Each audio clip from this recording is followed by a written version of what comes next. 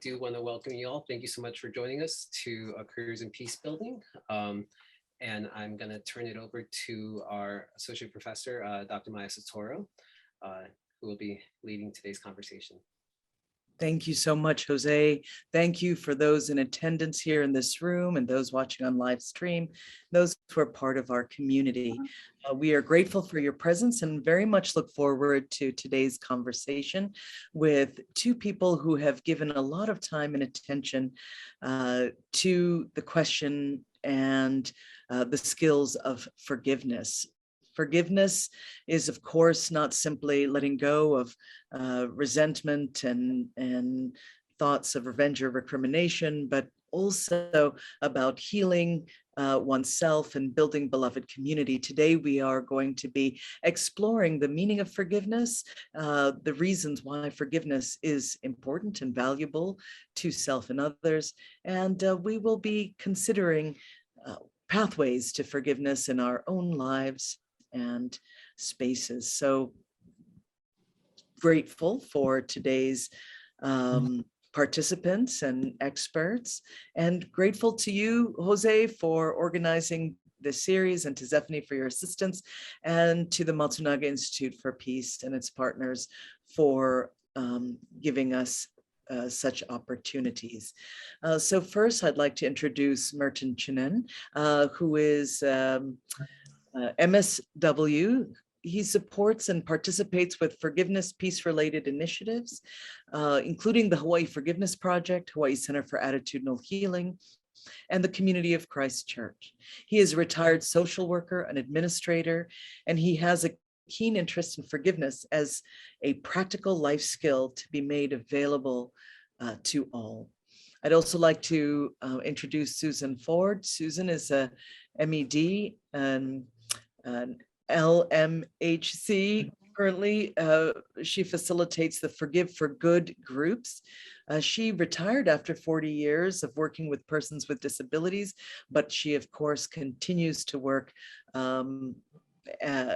with great industry to help people to heal and feel wellness. Recently, she earned her Black Belt in NIA, a mind, body, and spirit movement form, which includes martial arts, dance, and healing arts. Welcome, Merton and Susan. Thank you. Thank you. So I would like to first ask you to just speak to us on a very basic level about what forgiveness means to you and why it's important. Well, for me, forgiveness is about life, really. It's about healing issues that we all experience as a human being, the pain that we suffer. And forgiveness allows us a way to really mitigate those suffering and to live a more productive and happier life. Susan? For me, forgiveness is my heart health. I was in the emergency room and I had a stroke, and the doctor had said to me, Susan, just lower your stress. So I said, okay, my high blood pressure medication didn't work. So please tell me how. I've been in the counseling field for 40 years and I've heard it all, but tell me how. And he slowly walked away, not being, in any negative way. But this is what it means for me, the skills on how to lower stress. Well, we have a lot of conflict in our world today, and conflict, while it is a valuable indicator at times of how we need to reinvest in justice and how we need to place resources and attention on particular inequalities. Conflict does, in fact, lead to an increase in stress. Can you speak a little bit about the relationship between conflict and forgiveness, and how we can utilize forgiveness as a means to transform conflicts? Yeah. in this practice, forgiveness is for me. It's not for the one or someone else who has hurt me or I have hurt someone else. It's a gift of health for me. So when we talk about conflict and things that when life gives me no, I either have a choice, and I never knew I had a choice, but I either have a choice to get frustrated, angry, but no one told me, well, Susan, you know what? You have a choice to forgive. You have a choice to give to yourself heart health and calmness at the same time. Adding to that, I like to say that, we worked with different forgiveness teachers over the years, and Dr. Fred Luskin from the Stanford Forgiveness Project has really taken it to a very fine research level where he's done the largest forgiveness study. He works with relatives, people of Northern Ireland who suffered tremendous loss in their lives. And we've taken a perspective in Hawaii here that, forgiveness can really help the conflicts that occur, and many of these are, of course, interpersonal or intrapersonal, I should say. And forgiveness allows us to really make peace with the word no. That's the definition that Fred uses, and I really can appreciate when that happens. I mean, whenever no shows up in your life, how do I work with that?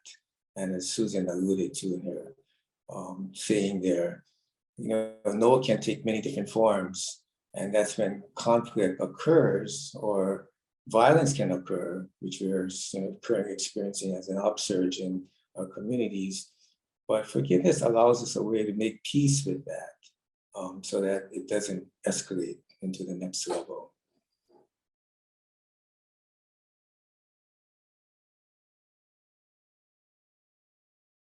One of the challenges of forgiveness is, of course, this notion that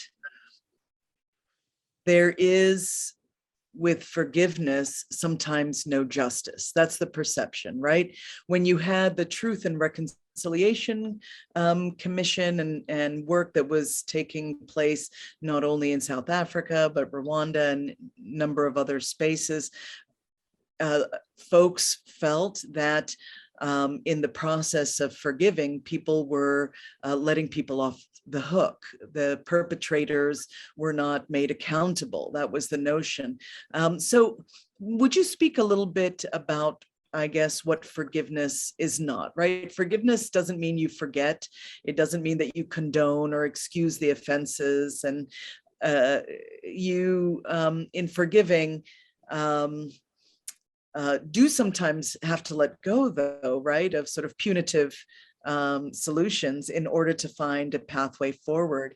So can you speak a little bit about what you say to those who say, well, you know what, why should I forgive? That's not fair. I've been harmed and there's no justice in forgiveness. Well, the way we have learned and talked about forgiveness is that forgiveness and justice may not be the same thing, because justice is another form of what can happen in this society that we live in. When we talk about forgiveness, it's really about the self and finding peace there. So you can pursue justice in whatever way you think that you believe is the right way, whether it's accountability, whether laws or reparations are made or whatever. But to have the peace in your life, to experience that, is two separate things. We all know of situations where people have gone through with different measures to try to improve or to get justice.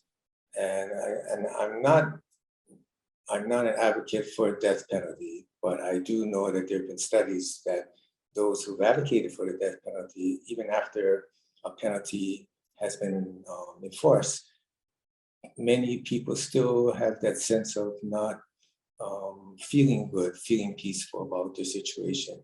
So forgiveness allows us to really find that peace in our way, in our life, that can say something about who we are as human beings. We have to be very careful with that definition because people bring to it from many different spiritual or non-spiritual traditions.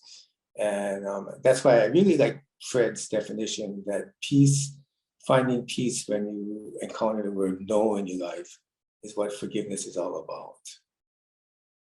So in one of Dr. Luskin's earliest studies in 2001, he brought from Ireland 17 men and women who had had very catastrophic losses in their personal lives.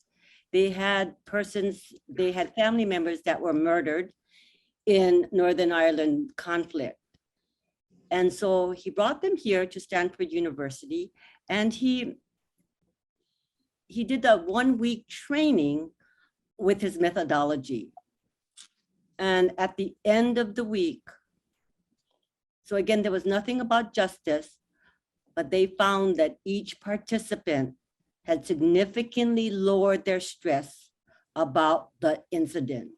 So they were giving their heart a better chance for health.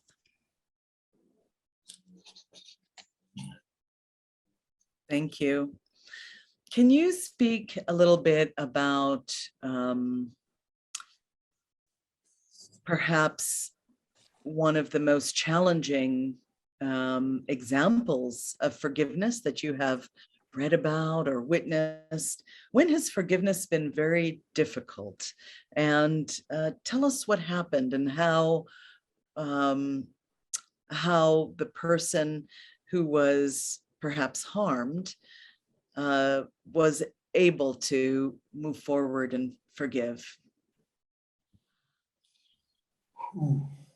Well, there are countless examples of forgiveness really making a difference in people's lives. In Hawaii, we've done what we call the Hawaii International Forgiveness Day every August. And for the last 20 years, we've really recognized ordinary folks who have made forgiveness a part of their life and done it in a way that is public about it, that they're not afraid to share how forgiveness have made a difference. What comes to mind when you mention that, Maya, is that there was a young boy, he was 17-year-old when he passed away, and his name was Andrew Sato. And he was a magnificent example of what forgiveness can do. And he was abandoned by his mother at age 8 or 9 in a park. And the mother had her own issues with substance abuse and whatnot. But this abandonment really affected him, of course. So he was entering into the foster care system. And this was all made very public. There were newspaper coverage, there was media coverage, so I'm not breaching confidentiality. But he suffered from 2 bouts of cancer. And the first time he did it as a young, maybe 10 or 11-year-old, he was successfully treated. But the second time he had a bout with leukemia, he chose not to go through with the treatment. And this puzzled a lot of people, but he really believed that forgiveness of his mother allowed him to have a certain peace in his life. And so he had an exchange with his mother later on when he was older, and where the mother came into his hospital room, and his legal guardian at the time, I'll call her Miss Gamate, encouraged him to forgive. And she was coming from a Catholic perspective, that it's good for you, that God teaches you to forgive. And he didn't want to forgive. But after they had that experience together, he forgave her. And that allowed him to find some peace in his life and to really make a difference. And so the school had an assembly, knowing that this young man was not going to graduate. He was a senior in high school. It was captured on the news. And then they had a whole assembly to celebrate his graduation. And then I think about a month later, he did pass on before before, graduation. So that was a huge, I think, public event that really showed how forgiveness can make a difference in someone's life. So that's one example. But there's been so many different examples of how forgiveness has helped people in their struggles and pain in life. Did you want to share anything, Susan? I too have, I've been facilitating a lot of groups, and again, this is also not confidential or anything, but we've had many people, and one in particular was having a very, very difficult time at work with one individual person. And in fact, this person that she was having a difficult time at work made work really uncomfortable for her and everybody around her. I mean, it was affecting her life so much that when this person had a part-time job at the shopping center, she would go all the way around just to avoid this person for years and years. And her health wasn't getting any better. She went through a program, and like myself, I was very skeptical. But you know what? I had decided, and she had decided, you know what? This has got to stop because it's affecting everyone around us. And, at the last day, she said, I think I can do it. I think I can face her. I think we can talk. They hadn't talked for several years. And so she said she went, and she came back smiling. And she says, we work in the same office. I haven't talked to her for so long, and now we're friends again. And the whole thing has changed the work environment. And studies have shown with this practice, because the steps are easy, but they're teachable, that in the workplace, you can increase your positivity in the environment, and also increase productivity and decrease turnover. Thank you very much. I would love for you now to share with us a little more about the Stanford University Forgiveness Project. And I know that embedded there are sort of the 9 steps to forgiveness, to reduce anger, hurt, depression, and so on. And perhaps you can walk us through that pathway, those steps. Sure. Let me start by, again, reiterating what forgiveness means in this methodology. Forgiveness is actually restoring my heart health instead of pouring all that stress chemicals into myself when I have grievances or when I have complaints, or when life gives us no. Again, it's not bypassing justice or anything, but it's real important that you understand that this is our definition, that forgiveness is a choice. Having said that, if you choose to forgive, the first step is learning about something that happened to you that caused you grief. So we start with identifying a grievance story and the components of a grievance story. Complaints are different from grievances, but complaints can turn into grievances. And there's no big, right or wrong grievance story. There's very difficult ones and there's very simple ones, but stress and the stress chemicals build like plaque. So identifying it is the first step. Understanding it, what it means in this methodology is very important. The second step we go in through is talking about the grief process.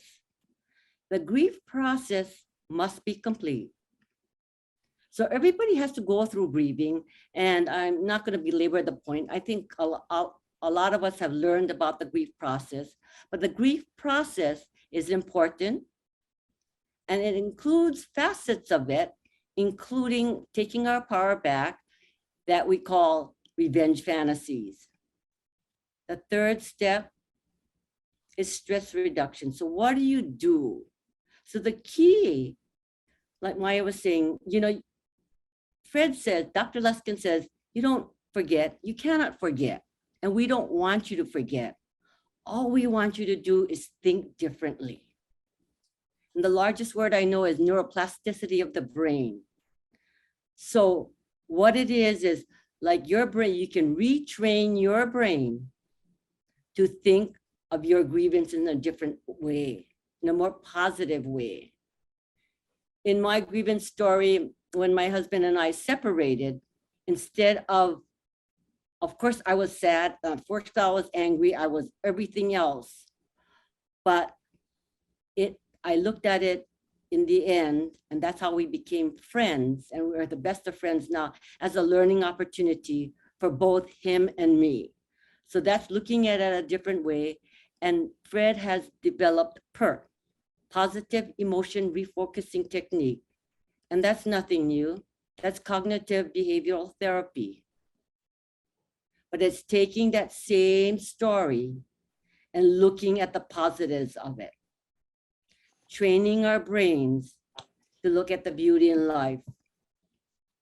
The fourth step is talking about unenforceable rules. So what rules exactly do I have in my life or in your lives that you have no control over? And we've heard this over and over through the serenity prayer and those kind of things. But when you understand and look at your own grievances and understand all the unenforceable rules you and I have, we've got hundreds a day. And I'll just give you one example of it, unenforceable rules. People will always put the toilet seat down. They will remember, okay? And as simple as it sounds, that's an unenforceable rule. And so every time, if you've got a little grief and about that, the stress chemicals pour in. And that's all due to our fight, flight, and our survival method that's already programmed in us. The fifth step is self-forgiveness. So what do we have to forgive ourselves for? Because I asked me that question. I said, Dr. Luskin, he says, Susan, you've got the choice, and you can make that choice for heart health. You're not a perfect human being. Nobody's a perfect being, but we all come from the place of love and kindness and compassion. And you can't give away or teach anybody anything, Susan, if you don't have it within you. And it's easy to say, you know what, gee, I love myself, I understand all this, but to embody it and feel it. Because the key to this whole practice is the practice. Like Fred says, learning these skills is like learning how to throw a baseball. Just learning the skills is not enough. You just got to practice it. And it's a lifelong process, and it's a long time. But you know what? After a while, you get neuroplasticity of the brain, and your brain actually changes into positive thoughts. And I'll give you an example of that, how my brain has opened up, you know, my limited amount of brain. And I'll give you just a simple everyday example. I run every day, and I don't like it when it rains, because, you know, there's just so many puddles by my house and everything else. And usually I go, oh, maybe I shouldn't run. But what happened one day, it was raining really hard. And I thought to myself, I'm not going to run. And then my brain flipped, and I went on and put on my dirtiest sneakers. I went outside and I said, I'm going to run in the rain and run in the puddle. I had a great run. I ran 3.5 miles, and I came back and I thought, wow, I would have never thought of things like that. That's when you learn gratitude, and gratitude is throughout this process. The last step is, for me, what it was the key. And that was the key on how I was going to move forward when I was ready with my life, to live life. And I made a plan on how I was going to do that. That's what the blood pressure medication didn't do to me. It was easier to pick up a glass of wine. It was easier to, do negative things. But I got a choice. And my first forgiveness plan started with learning how to be mindful. I wasn't a meditator. I didn't really believe in all that stuff. But I found that I can dance and do meditation. That's how I got my black belt at age 68. I never thought I could do it. I ran my first marathon at age 65 in 5 hours and 40. And I'm not an athlete, by the way. And so those are the steps. It's easy, but the key is in the practice. The practice, the more you do it, the more everyday miracles you see and the kindness in people. Because what we learned is we are all alike. It doesn't matter. We all want more happiness and a little less suffering. Thank you. That's very impressive, Susan. Merton, did you want to add anything to that, or? Yeah, I Fred has taught a lot of things, and one of the genius, I think, of what he's made available to the common person is that each of us has a story, right? We're human beings and we have a story from growing up and however old we are. And I think part of the genius is that he was able to say, you're important, your story is important, and you can choose again, the neuroplasticity, how you want to live your life. I mean, you can be a suffering soul the rest of your life, that's your choice, but you can also choose a different path. And I think that's the genius that he really put an emphasis that, hey, it's up to you. You can do it whatever way you want. And to be able to have that awareness is, I think, a critical point of the way the Stanford Forgiveness methods are taught, that you do have a choice. And we can continue our suffering, or we can continue to try to do the best. And Susan mentioned about our positive intention. Why do we get into these conflicts, or what might happen in an unenforceable rule? But below that is what is our positive intention? So if I wanted to have a great relationship, or I wanted to do a certain thing, there's always something positive we can frame and to be grateful for. That's a key. So thank you. Thank you. Yes, I'm reminded, I often speak about the importance of washing our eyes, seeing things in new ways. And it's not just silver lining thinking. It really is about finding and forging pathways forward as we refresh our gaze. And I'm interested in your mention of mindfulness, because of course it makes sense. If we are simply grounded in the beauty and the opportunity of this moment, the bounty of now, we begin to loosen our hold on yesterday, right? And free ourselves to move forward. One of the most incredible stories of forgiveness I've seen is, and I imagine you folks know about this, was an incident in 1995 after a college student, Tariq Kamisa, was killed by a 14-year-old gang member, Tony Hicks. And he was tried as an adult and sent to prison for 25 years. And Tariq's father, Azim Kamisa, he felt that there were victims here on both sides. So he chose to forgive his son's killer. And as he lifted up sort of the grace of forgiveness, he realized that he needed to do more than simply work on the stuckness of his own heart, but he needed to use this as a means to move forward in life. And given that there were victims on both sides, Azim decided to reach out to Tony's grandfather, Ples Felix, and the two men came together to heal and try to work together on youth violence. So now they've gone to so many different communities, to so many different places of incarceration and really have done a lot to restore a sense of hope and peace and harmony and forgiveness. They have worked, I think, with more than 500,000 youth. So, you know, that is like those that you gave, an example of how forgiveness is not simply about finding personal peace, but it is about finding personal and collective purpose and pathway forward. So it can be a really vital opportunity for community work and collective aspiration and shared endeavor. I wanted to think about that community role and ask you to speak about forgiveness in terms of restorative justice practices like Ho'oponopono in Hawaii, but also others other such practices that make a difference in the community. Thank you for sharing about Ajahn Kamisa, because he was here just a few weeks ago as part of the Violence and Trauma Institute.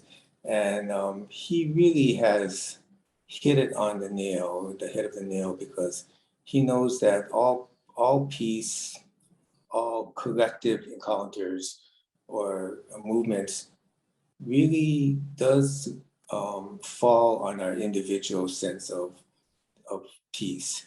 And so when we talk about individuals who are may have been suffering, whether it's historical trauma or intergenerational trauma, how do we stop these patterns for the collective whole?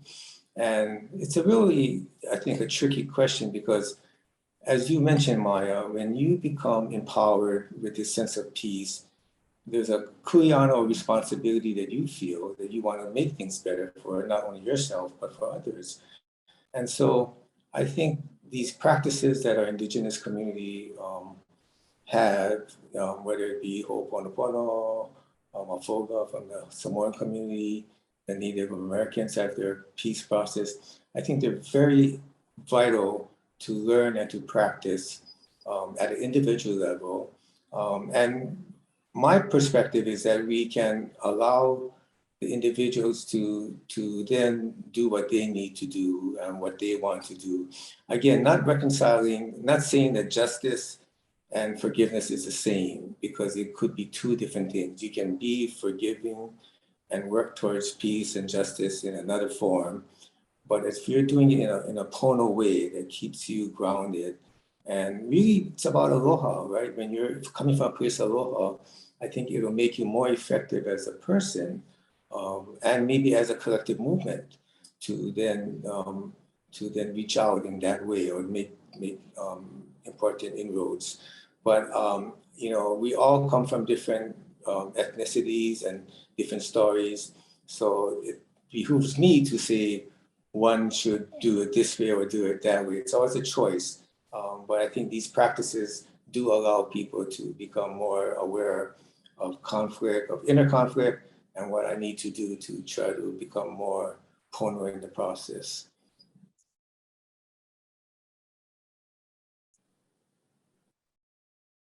I think the Truth and Reconciliation movement in South Africa was a great example of how people, you know, Desmond Tutu, the late Desmond Tutu, who recently passed away, said, you know, without forgiveness, there is no future, because we need to constantly be alert and aware of how our actions, both at a personal and a collective level, plays out. And so the more we can have that awareness and then choose to then do something about it, I think that's the way that we can live our lives in a way that's, you know, very personal, yet impersonal. Yeah. I must say that South Africa is a potent example, and I'm reminded of the fact that forgiveness takes enormous courage, right? Oh. It's not always easy. I think about how that is embodied in the example of Nelson Mandela and how he ended up inviting the people who acted against him during apartheid to be his protectors, to be his guards. And in so doing, he forgave them implicitly and let them know that he could see them in a different way and they could see themselves in a different way. Can you speak a little bit about the courage of forgiveness?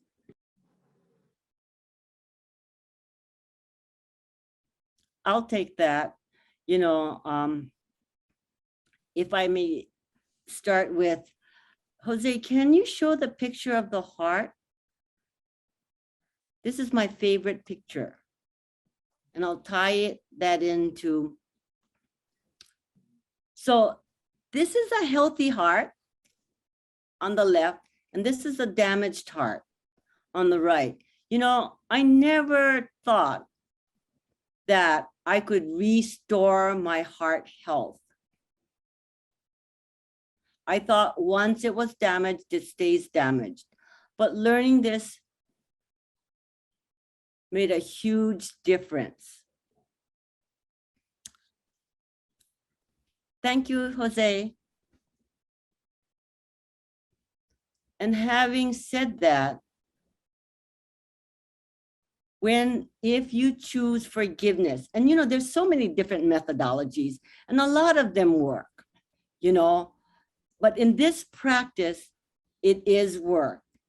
It is, I found, you know, you need some humility in all this.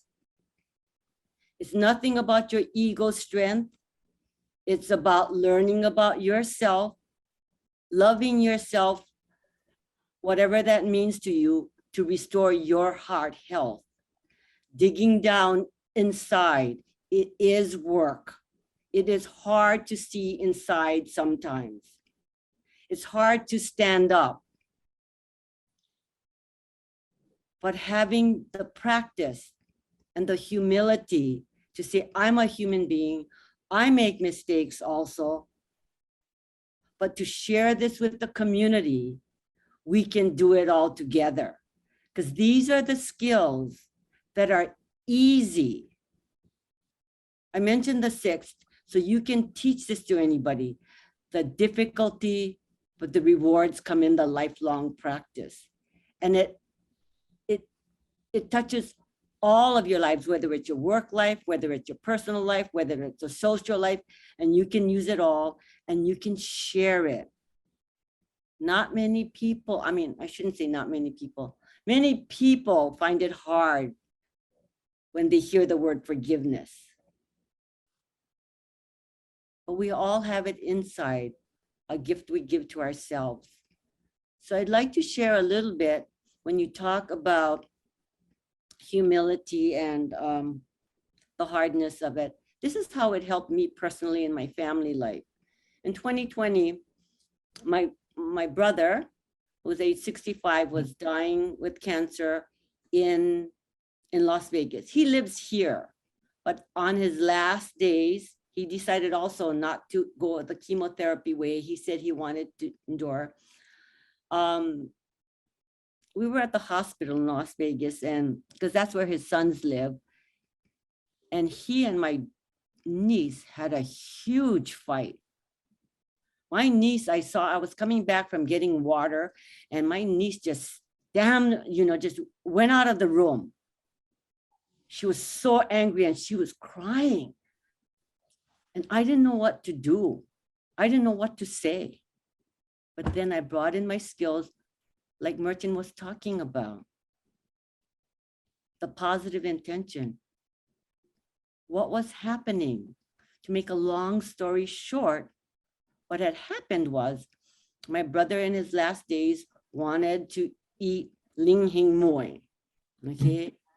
And of course, my niece as an emergency room nurse said, you know, that's not good for you. But he had one of his sons give it to him. And so when my niece found out, she got angry. My brother got angry. Like I said, the long story short, I looked down and I talked to my brother, And I looked at it, I said, so what's happening? He says, I'm so sorry. I'm not angry at her at all. I'm angry at myself for being so selfish and not listening to her till the end, because she did so much for me. And then I waited and my niece came back and I told her, this is what his positive intention. He was not angry at you. And she says, I wasn't angry at him either. I was so sad that I didn't allow him some of, the things he'd like to eat. This is the end of his life. They ended up 2 hours talking to each other, and he died peacefully the next day. So that sometimes those conversations are hard when you're feeling angry, you're feeling sad and all those, but using the skills, taking the courage, and understanding that we are humans, we make mistakes, but we all have kindness in our hearts. And like Maya says, it's not being a Miss Goody Two-Shoes or anything. It's just seeing another side to the same incident. Well, I'm sorry, Maya. I don't know if I answered your question. Certainly you did, yes. I mean, and part of what your story is revealing is in this case, it's about Lee Hing Mui, and it's about, the loving intentions of two people who care for each other during a difficult time, right? Sometimes, though, it's about people who don't care for each other. And sometimes there's an absence of loving intention, and forgiveness is even more difficult.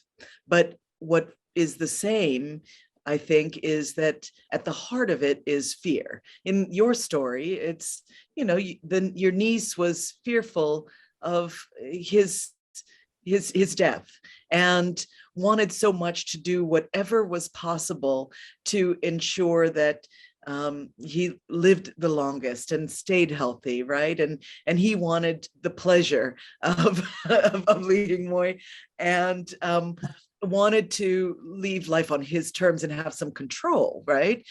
But at the heart of it, there's fear of letting go, fear of dying, fear of losing control, fear of being powerless, right? And you find those similar motifs and situations and feelings that are at the heart of so many conflicts in need of forgiveness, and where there are opportunities for forgiveness, right? Forgiveness to begin to lessen the fear of loss, and to recognize that it is okay to not have perfect control.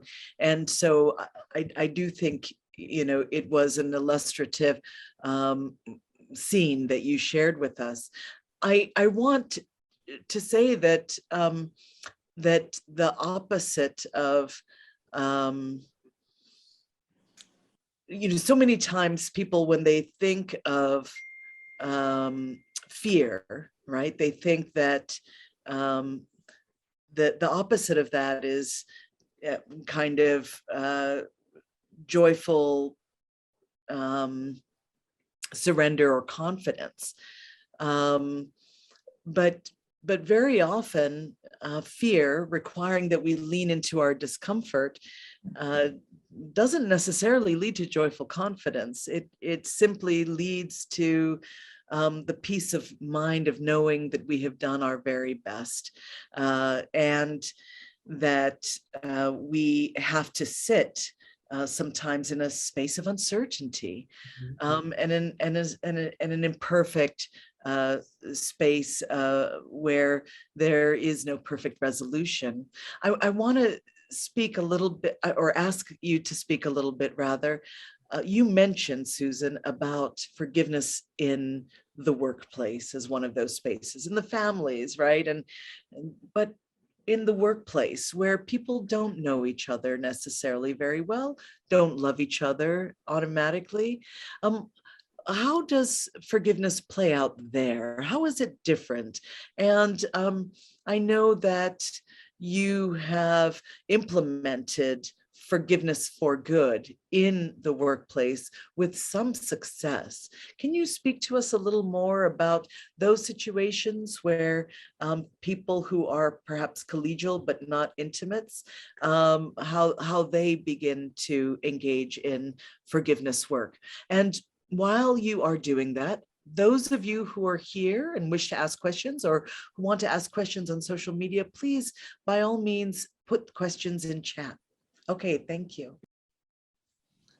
Okay, I was fortunate enough to be given the charge to embed this program within the Department of Human Services, the second largest department in the state. And so in this department, we work with all at-risk families and children and adults. And so Maya's right, when you have employees who really want to help at youth people, or not at youth people, in different situations come together. We all come with different stories. We all come with different grievances. And many times it's because of those grievances, we want to give back. So we make it our lifelong career to give back and help people. So it's all different walks of life.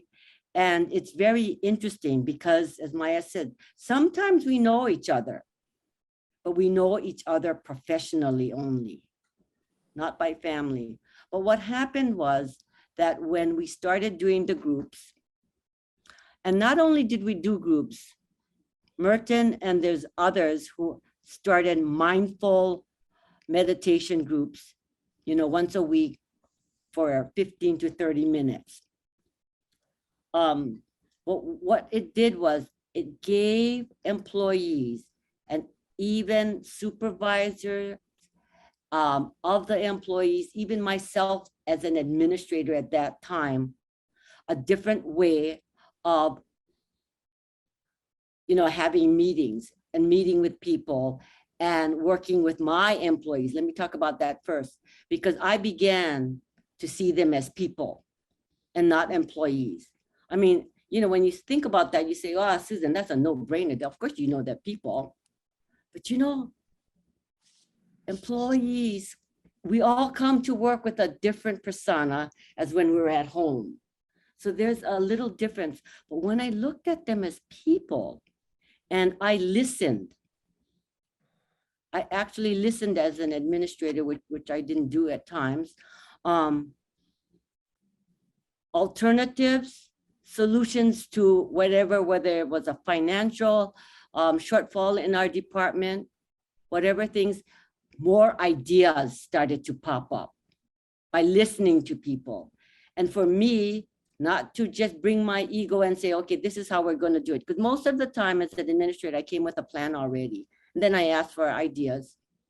But coming from a different perspective, that's what employees did with each other also. Because I had groups of employees that came from the same unit that started to work together. And simply, I want to say, one of the first things that they said to me was, Susan, I really see my work differently, because for the first time in the life, that our employers, our supervisors, and our head of the department actually cares about us, to give us a practice that we can use so that we are healthy, because we are burnt out.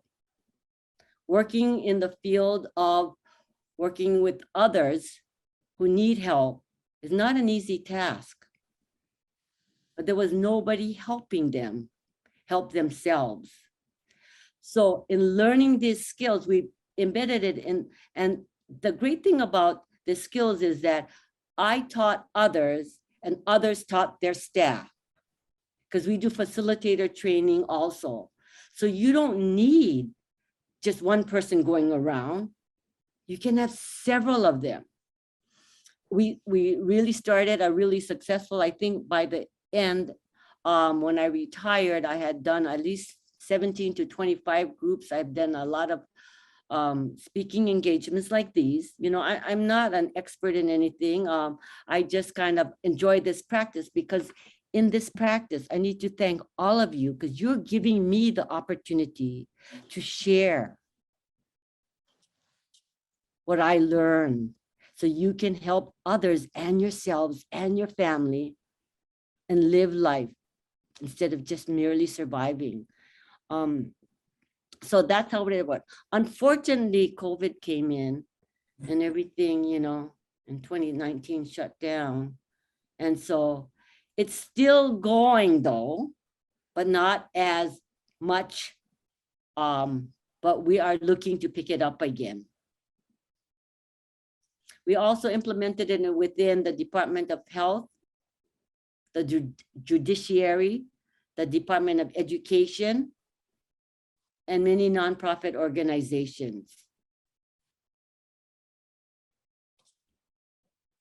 And it's something that you don't have to buy any equipment for. The equipment is right here. And you can have fun doing it. And we all do this in group. It's an educational group. I do not do therapy. It is not, you know, the modality is therapeutic sometimes, but it's not therapy. And it's simple. So somebody like me who's not a doctor or a PhD or anything can explain it. All I have is my experience where I've had made mistakes and I've learned from it, but I've learned to look at it differently. And I can tell you, honestly, that your mind actually does change. I didn't believe it, but like I said, with my puddles, you know, that's how it changes without me thinking. Thank you. Merton, would you like to add anything to that? Sure. I want to circle back. You mentioned about restorative justice. And whenever there's a harm in a community or within yourself even, what forgiveness allows is the sharing to soften your heart, soften maybe another person's heart. But again, it's mainly focused on yourself that allows you to see differently, to experience life differently. You mentioned about fear. Fear is often underneath a lot of our emotions and what's happening in our lives, especially within government, you know, and laws, because there's often fear there that, okay, we need to regulate this or regulate that. But if you really take a look at what is below that, that if we can really come to a sense of joy and gratitude, and that the fear will be there, but if we can somehow mitigate or control it, then our lives will be better. And forgiveness allows that to happen. Specifically with the restorative justice angle, there's a person, Lauren Walker, who's doing the circle process with those who've been offended or even offenders. And what it allows is the sharing of things that may not have been said, you know, like, I'm sorry that I got in trouble and you had to come and pick up after my children. And that allows you to soften the heart, and then forgiveness can happen at a better level.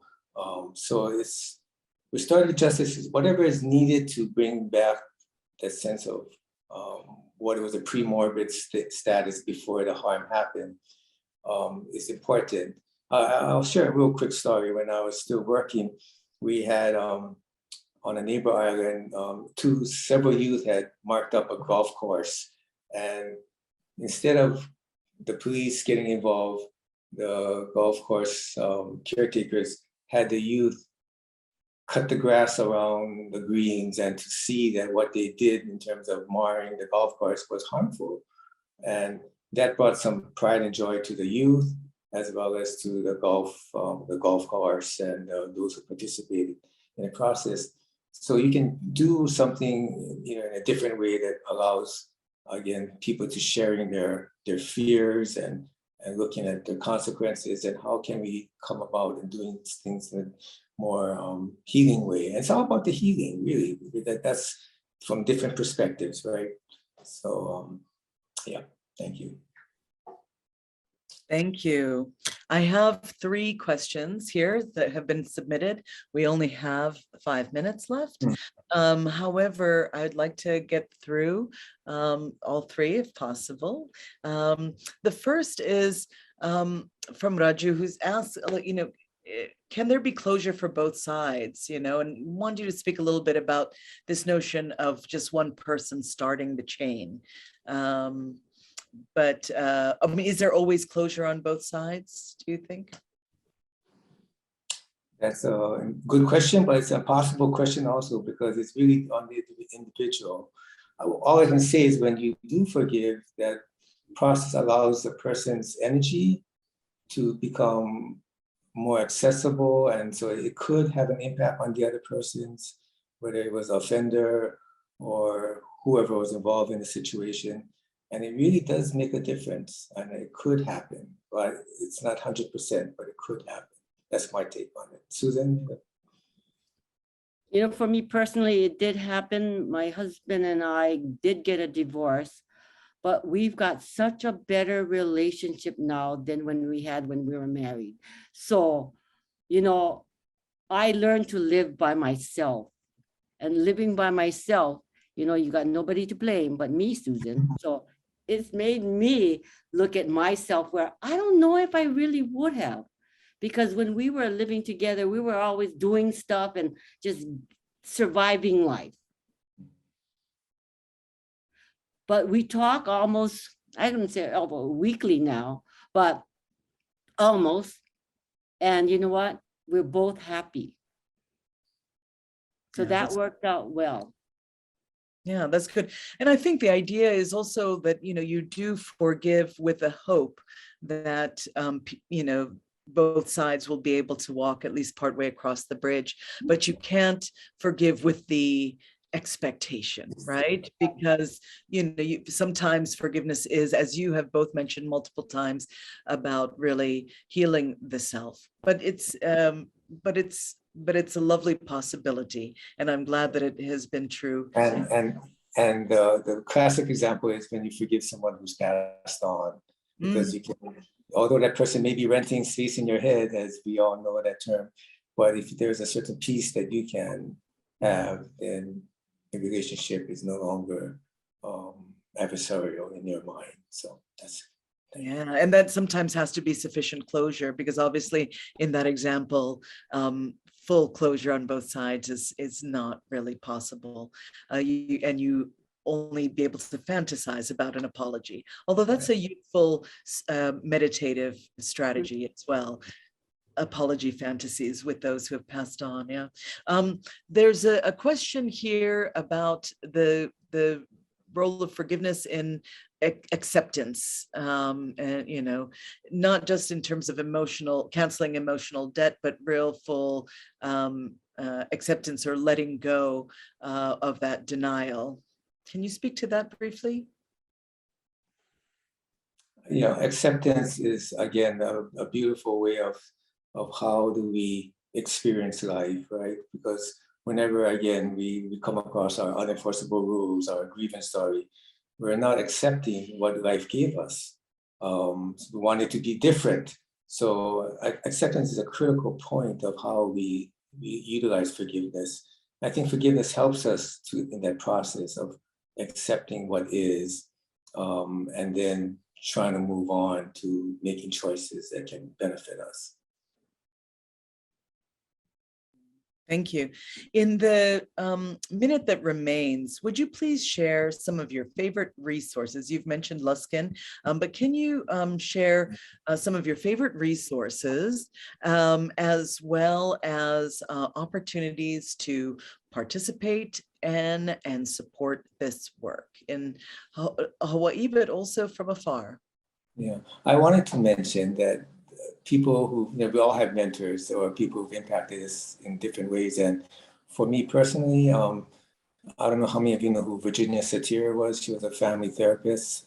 And this was back in the 80s. And she said, if you want to read a good book, read Love is Letting Go of Fear by Jerry Jampolsky.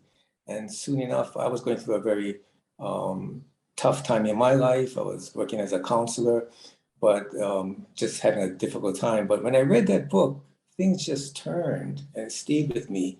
And what he promoted was really looking at love and fear as two basic emotions. So that's and that's captured in the attitudinal healing that approach. Susan, you want to say something about what's going on with the current status of Forgive for Good?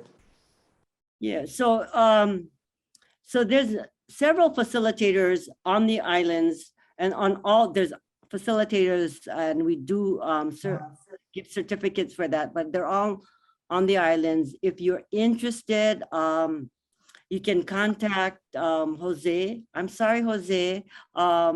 And if you have my email address, just let me know. We do groups, and the groups are small groups. There's many different types of groups, but all learning the same skills of this forgiveness process and mindfulness. Another person that's really who's done a lot of work here is Joy Reese.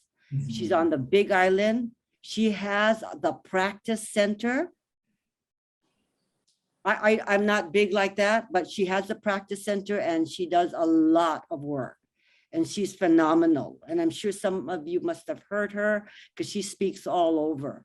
And, you know, because Zoom is possible, we reach all around the world. And the thing is, the most difficult time is trying to get a time that's, you know, conducive for everybody. But yes, if my email address, Jose, I don't know if you can share it. I can tell it to you.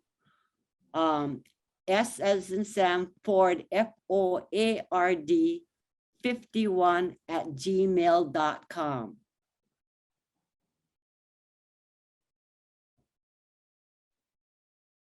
Thank you so much. And there are some new questions which we don't really have time for, but I would like to bring up because it's a good question. But you know, there's a comment about the importance of thinking about forgiveness in terms of large-scale societal wrongs.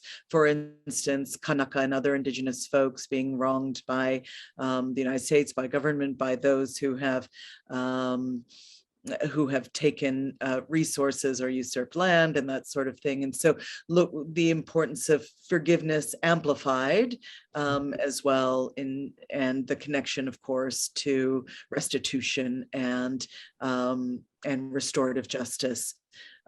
We are sadly out of time, but I hope that those of you who are listening feel like you have new thoughts, tools, strategies, courage to do forgiveness work in your own lives.